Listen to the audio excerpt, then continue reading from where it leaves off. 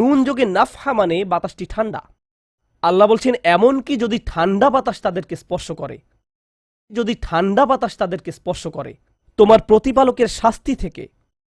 তিনি এই আয়াতে জাহান্নাম কাউকে স্পর্শ করার কথা বলছেন না, তিনি এই আয়াতে আগুন কাউকে স্পর্শ করার কথা বলছেন না, তিনি এমনকি গরম বাতাস কাউকে স্পর্শ করার কথাও বলছেন না, তিনি আগুনের ঠান্ডা অংশের কথা বলছেন।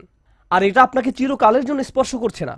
প্রসঙ্গত আমরা ফিজিক্সে পদার্থের 3টি অবস্থার কথা শিখেছি, সলিড, লিকুইড এবং গ্যাস। সলিড বা কঠিন কিছু যদি স্পর্শ করে আমরা তা অনুভব করতে পারি। এই মুহূর্তে গ্যাস আমাদেরকে স্পর্শ করছে, বাতাস এখন আমাদেরকে স্পর্শ করছে, আমরা এটা অনুভব করি না। আর এই আয়াতে আল্লাহ বর্ণনা করছেন কি তাদের স্পর্শ করছে? বাতাস তাদেরকে স্পর্শ করছে। কোন ধরনের বাতাস? অপেক্ষাকৃত গরম বাতাস নাকি ঠান্ডা বাতাস? ঠান্ডা বাতাস।